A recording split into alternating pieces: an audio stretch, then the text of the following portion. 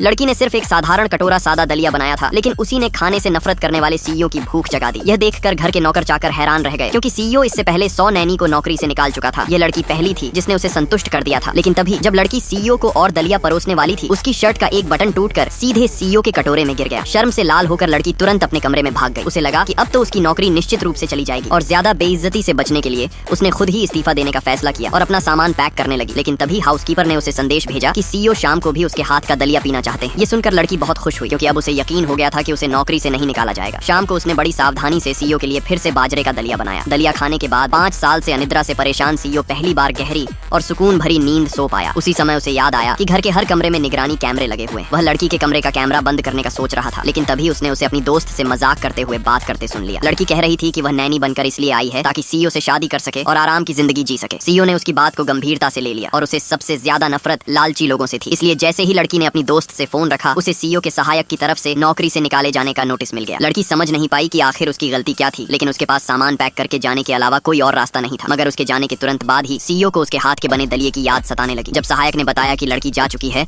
तो सीईओ को तुरंत पछतावा होने लगा। तभी एक दूसरी नौकरानी ने कहा कि वह भी उतना ही स्वादिष्ट दलिया बना सकती है। लेकिन जब सीईओ ने उसका बनाया दलिया देखा, तो उसकी भूख पूरी तरह गायब हो गई। तब उसने फैसला किया कि लड़की को वापस लाना ही होगा। उधर लड़की अपना सामान खींचते हुए घर लौट रही थी। सीईओ का घर शहर से बहुत दूर था, इसलिए उसे कोई टैक्सी नहीं मिल रही थी और उसे पैदल ही जाना पड़ रहा था। तभी एक गुंडा कार से उतरा और उसका रास्ता रोक लिया। वह लड़की को जबरदस्ती कार में बैठाने की कोशिश करने लगा। डर के मारे लड़की जोर जोर से चीखने लगी। जब उसे लगने लगा कि अब कोई उम्मीद नहीं बची, तभी सीईओ की नजर उन पर पड़ गई। सीईओ को देखते ही लड़की दौड़कर उसके पास पहुंच गई। सीईओ ने गुंडे को जोरदार लात मारी और अपने सहायक को तुरंत पुलिस बुलाने का आदेश दिया। कार में बैठने के बाद लड़की ने सीईओ से पूछा कि आखिर उसे नौकरी से क्यों निकाला गया था। तब सीईओ ने उसे वही बातें दोहराकर सुनाई जो उसने अपनी दोस्त से कही थी। तब जाकर लड़की को समझ आया कि सीईओ ने उसकी बात का गलत मतलब निकाल लिया था। जब सारी गलतफहमी दूर हो गई, तो सीईओ उसे वापस घर ले आया और फिर से नौकरी पर रख लिया। लेकिन वह दूसरी नौकरानी लड़की की वापसी से बिल्कुल खुश नहीं थी। अगली सुबह जब सीईओ ने लड़की के हाथ का बनाया नया व्यंजन खाया, तो वह उसकी पाक कला की तारीफ किए बिना नहीं रह सका। लेकिन तभी उसकी माँ अचानक वहाँ आ गई और बोली कि लड़की का बनाया खाना साफ सुथरा नहीं है। असल में उस नौकरानी ने लड़की को फंसाने के लिए झूठा आरोप लगाया था